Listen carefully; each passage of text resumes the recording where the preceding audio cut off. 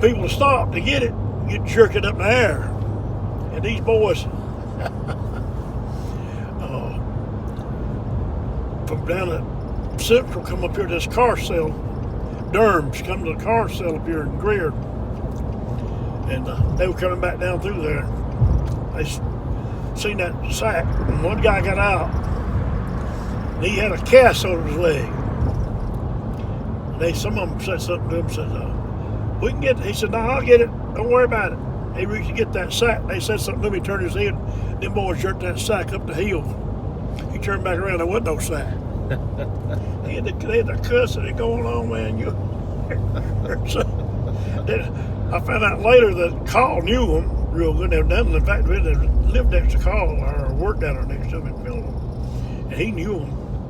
And they was telling about that. He'd heard. He come back and telling about it. That's funny. Then another funny thing was that me and Dennis and all of them got together going to fool Jack Turner. Jack Turner's always talking about seeing these ghosts down there, Babe Merrick's Pond. Uh-huh. And we got there. At the pond, we put a cable from a tree across the road, a poplar tree, over to the pond. That tree. Put a pipe on it, 2 pieces of pipe. We put a sheet between them.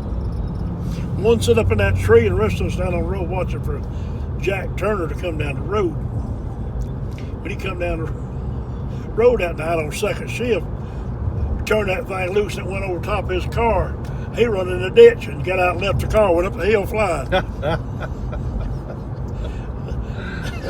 He thought a ghost had done it. Yeah. He thought that man hadn't come back alive. He's always talking about him coming down there. He beat his horses. Out there where we live, there's a big house on the left on past that around the curve. They're tearing that house down now. I don't know why. It was a fine home. They taking it apart. Wow. I'd been there not long ago and drove by there. They said that stuff laying in the yard all from it. They said he beat his horses bad, and they had him hooked to a buggy and they run away and drug him to death coming down that hill after that pond, where that pond was at. Yeah. So Jack would always send a goat, tell him about seeing his ghost down there. We helped him see it. That's funny. You recorded me. I am.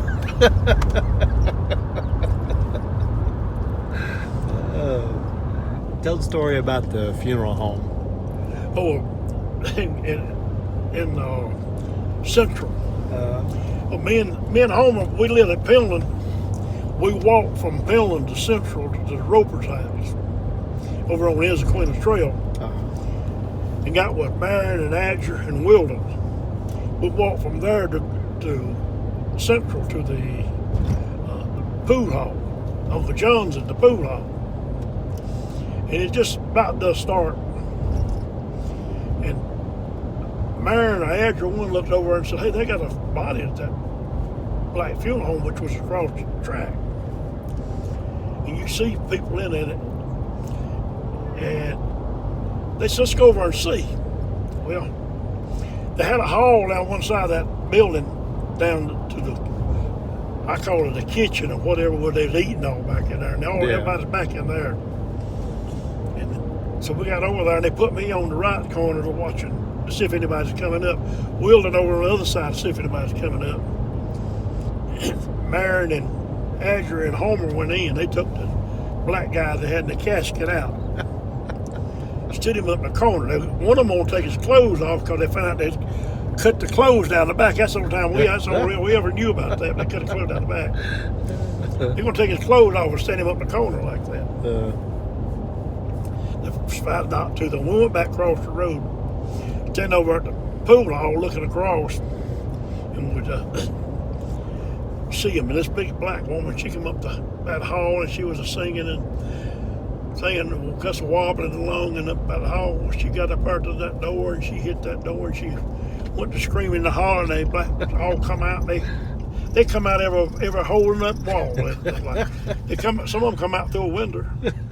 They come out the door. They come out everywhere, scared them to death. They thought you done stood up.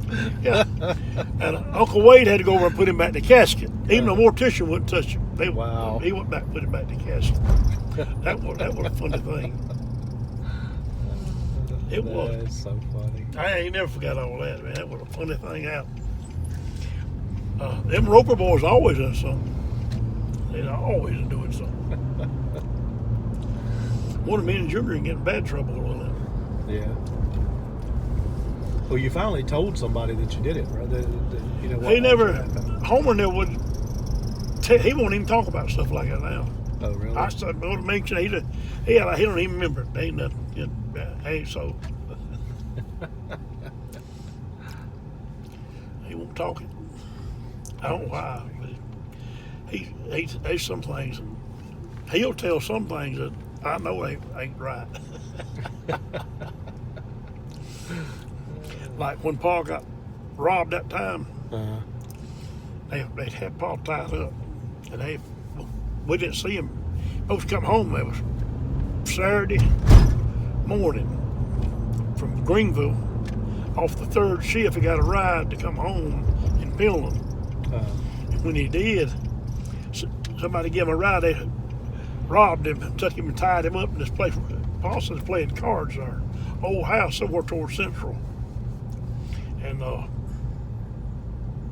that went on. Everybody's hunting him everywhere.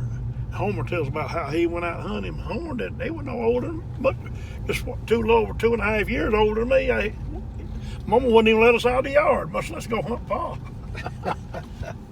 He did to go hunt him. But Lee, I appreciate this. I really do enjoyed it.